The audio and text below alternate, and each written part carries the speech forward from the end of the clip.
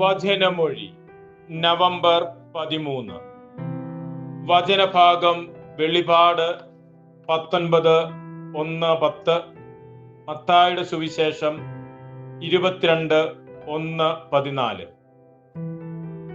വിവാഹ വിരുന്നിന്റെ ഉപമയാണ് ഇന്ന് സുവിശേഷത്തിൽ നിന്ന് ശ്രവിക്കുന്നത്.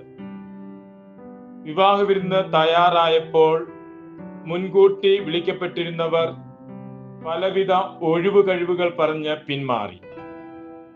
രാജാവ് ഭൃത്യന്മാരെ പറഞ്ഞയച്ച് എല്ലാ സ്ഥലങ്ങളിൽ നിന്നും ആളുകളെ വിളിച്ചു ചേർത്തു. വിരുന്നുശാല ആളുകളെ കൊണ്ട് നിറഞ്ഞു. അവസാനം രാജാവ് വിരുന്നുശാല സന്ദർശിക്കുവാൻ വന്നപ്പോൾ വിവാഹ വസ്ത്രം ധരിക്കാതെ ഒരാൾ അവിടെ ഇരിക്കുന്നത് കണ്ട് അയാളെ പുറത്താക്കുന്നു. ഈ ഉപമയിൽ വിവാഹ വിരുന്ന് നടത്തുന്നത് മിശിഹ തന്നെയാണ്.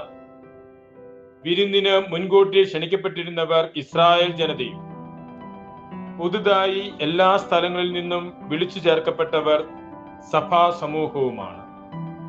വിരുന്നുശാലയിലെ രാജാവിന്റെ സന്ദർശനം അന്ത്യവിധി നാളാണ്.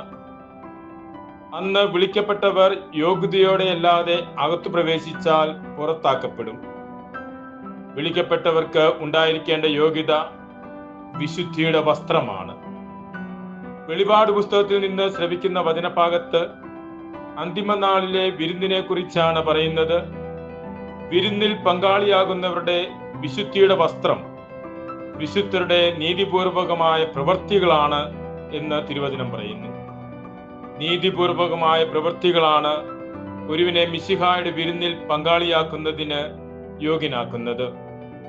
അനുദിന ജീവിതത്തിലെ വിശുദ്ധവും നീതിപൂർവവുമായ പ്രവൃത്തികളിലൂടെ അതിന് യോഗ്യരായി തീരുവാൻ നമുക്ക് പരിശ്രമിക്കാം.